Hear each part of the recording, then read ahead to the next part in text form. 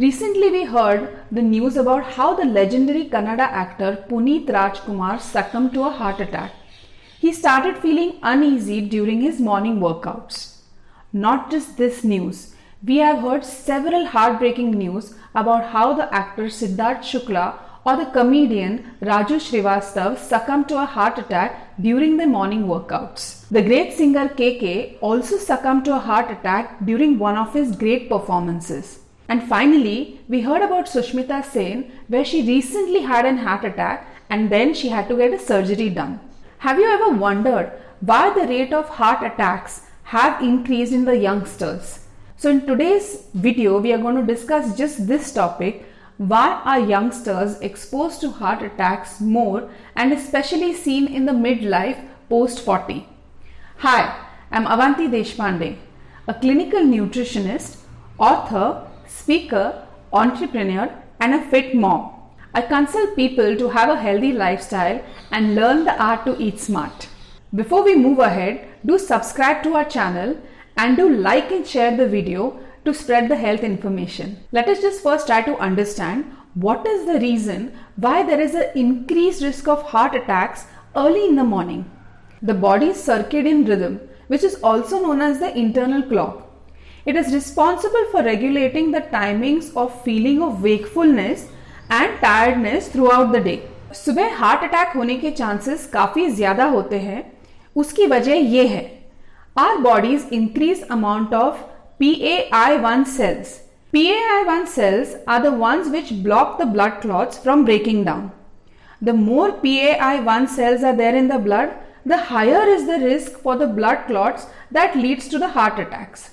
तो जब हम सुबह उठते हैं तो हमारे कॉर्टिजोल लेवल काफी मात्रा में हाई रहते हैं. कॉर्टिजोल एक स्ट्रेस हार्मोन है और जब तक हम कॉर्टिजोल के लेवल को सेटल होने के लिए चांस नहीं देते हैं और तुरंत हाई इंटेंसिटी वर्कआउट शुरू करते हैं तो बॉडी के स्ट्रेस लेवल्स और भी ज्यादा बढ़ते हैं.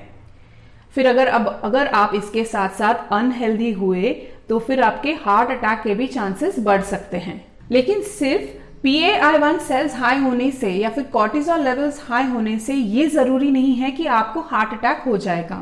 अगर आप शुरू से ही अनहेल्दी है या फिर अगर आपने आपके ब्लॉकेजेस का ख्याल पहले से नहीं रखा है तो भी हो सकता है कि आपको हार्ट अटैक के चांसेस बढ़ जाएंगे. Other than increase level of PAI1 cells or cortisol, there are several other reasons which could contribute to heart attack. So let us see the things that you can take care of to see that the heart attack chances are reduced much more, especially in the youngsters. Number one reason है blockages. Most youngsters who work out in the gym are not aware about their heart health. उन्हें पता ही नहीं होता है कि arteries में blockages भी है. इसी के कारण हार्ट अटैक होने के चांसेस बढ़ जाते हैं. The second reason is having high blood pressure. Exercise करते समय ब्लड प्रेशर बढ़ता है. But if the blood pressure doesn't become normal, then there is a major risk of heart attack. It should not shoot beyond 200 mmHg. The third reason is intense and fast exercise immediately after you hit the gym. When you start with your gym workout, it is very important कि आप शुरू में warm up कर ले. Warm up करने से आपकी body exercise के लिए प्रिपेयर होती है. एकदम से without doing a warm up, if you start doing intense workout, your body is not able to adjust to the change in the environment. उसकी वजह से हार्ट अटैक होने के चांसेस बढ़ जाते हैं. और भी ऐसे रीजंस है जो फूड से या नॉन फूड हैबिट से रिलेटेड होते हैं, जैसे कि कुछ bad habits. Consuming alcohol, smoking, consumption of drugs has a great impact on youngsters heart, जो उन्हें समझ में नहीं आता है. तो अल्कोहल कंजम्पशन या स्मोकिंग या फिर कोई भी नॉन फूड हैबिट हो, उसको आपको कंट्रोल रखना है. अगर आपको अच्छे रिजल्ट्स चाहिए तो ये हैबिट्स को आपको दूर ही रखना पड़ेगा. The next reason why you could succumb to a heart attack or your heart could get weak is because you're following a poor diet. Exercise से हमारी बॉडी के कैलोरी बर्न काफी मात्रा में होते हैं. तो यंगस्टर्स में ये देखा गया है कि वो एक्सरसाइज तो अच्छी तरीके से कर लेते हैं, लेकिन उसको सपोर्ट करने के लिए जो डाइट चाहिए उस पर ध्यान बिल्कुल भी नहीं देते हैं. उससे क्या होता है कि बॉडी के स्ट्रेस लेवल्स बढ़ जाते हैं.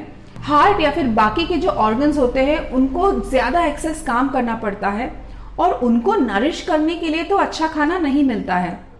तो अच्छे एक्सरसाइज के साथ साथ अच्छा डाइट लेना जो कि हाई प्रोटीन हो, हाई फाइबर हो, होम कुक्ड फूड हो और कॉम्प्लेक्स कार्बोहाइड्रेट्स हो, इसका सेवन आपको आपके डाइट में बढ़ाना है और एक्सरसाइज के साथ में अच्छा डाइट कॉम्प्लीमेंट में रखना है। हार्ट अटैक होने का अगला कारण ये भी है कि आपके स्ट्रेस लेवल्स काफी मात्रा में हाई होते हैं। स्ट्रेस जो हमें एक्सरसाइज से मिलता है वो है फिजिकल स्ट्रेस, और उसको मैनेज करने के लिए अच्छा डाइट लेना जरूरी है। मैंने आपको ये ऑलरेडी बता दिया है।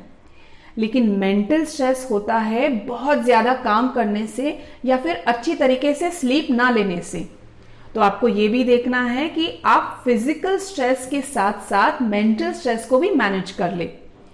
आपको अच्छी तरीके से आपकी नींद कंप्लीट करनी है जो कि 7 से 8 घंटा हो, और आपको मेडिटेशन जैसे माइंडफुल प्रैक्टिसेस को भी फॉलो करना है।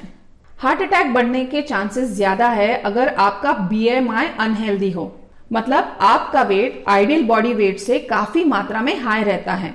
Poor lifestyle habits are the root cause of heart attack. Young people follow poor lifestyle habits which can lead to obesity, and it is important to track your BMI. Heart attack होने का last reason ये भी है कि आपको अन्य कई metabolic disorders हो जैसे कि डायबिटीज।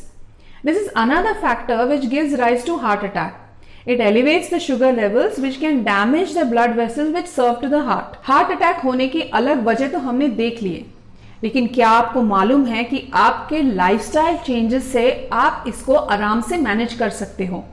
तो अगले वीडियो में मैं आपसे मिलूंगी और यही डिस्कस करूंगी कि आपको डाइट में या फिर लाइफस्टाइल में क्या क्या चेंजेस करने चाहिए ताकि आपका हार्ट एकदम हेल्दी रहे। Stay tuned.